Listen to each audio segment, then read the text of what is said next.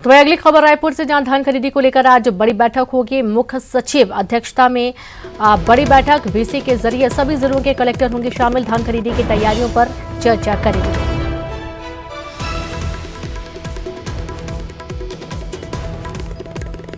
तो खबर रायपुर से है, धान खरीदी को लेकर आज बड़ी बैठक होगी। मुख्य सचिव की अध्यक्षता में बैठक होगी। वीसी के जरिए सभी जिलों के कलेक्टर शामिल होंगे इस बैठक में।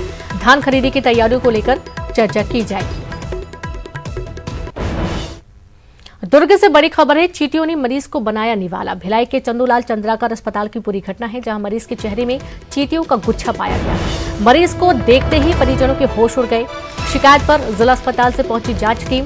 पूरे मामले की जांच जारी है। सुपेला थाना क्षेत्र की एक घटना सामने आई है।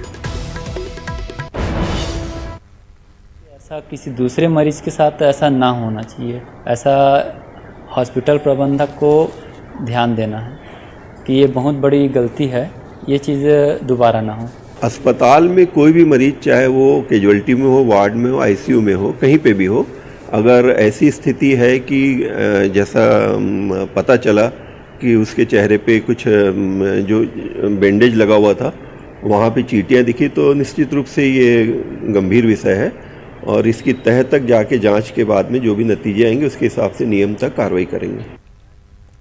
तो जांच की बात तो कही जा रही है। आप ये देखिए कि आश्चर्य की बात यह है कि आईसीयू जैसे वार्ड में यदि चींटियां आ रही हैं, यहां पर मरीज को नुकसान पहुंचा रही हैं, जहां पर उसकी पट्टी है वहां पर चींटियां मौजूद हैं, चींटियों का गुच्छा मौजूद है, तो कितनी बड़ी लापरवाही, कितनी अव्यवस्था है आईसीयू जैसे वार्ड में। तो अंदाजा लगाया जा सकता है कि नॉर्मल वार्ड में किस तरीके के हालात होंगे। सीधे रुख करेंगे, दुर्ग से संवाददाता मिथिलेश ठाकुर जुड़ गए। मिथिलेश, बहुत आश्चर्य की बात है, पूरा मामला काफी आश्चर्यजनक है। जांच की बात तो कही जा रही है, जांच हुई, कहां तक पहुंची?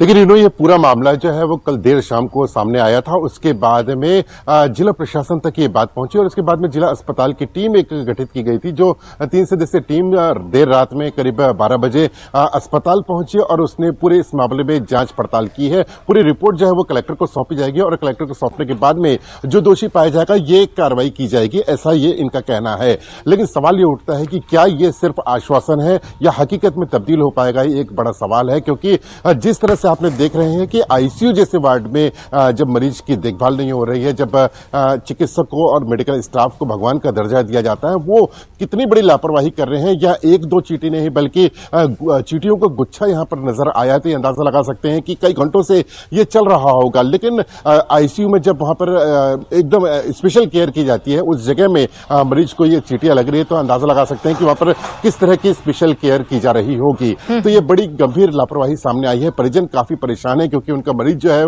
जिंदगी और मौत से जूझ रहा है। श्वास की उनको शिकायत थी और इस वजह उस दूसरी ओर में चींटी यहां पर चल रही है, तो अंदाजा लगा सकते हैं कि जो मरीज ठीक होने के लिए आया है वो किस तरह से और बीमार पड़ सकता है। मरीज की हालत बेहद खराब है, काफी नाजुक स्थिति में हुआ है और जिस तरह से चींटियां चली है तो उसको इन्फेक्शन भी और बढ़ गया होगा। तो अभी पूरे मामले की जांच की जा रही है, कार्रवाई का आश्वासन दिया गया है। देखने वाली बात यह होगी कि क्या इसमें वाकई में कार्रवाई होगी या फिर सिर्फ आश्वासन ही दिया गया है।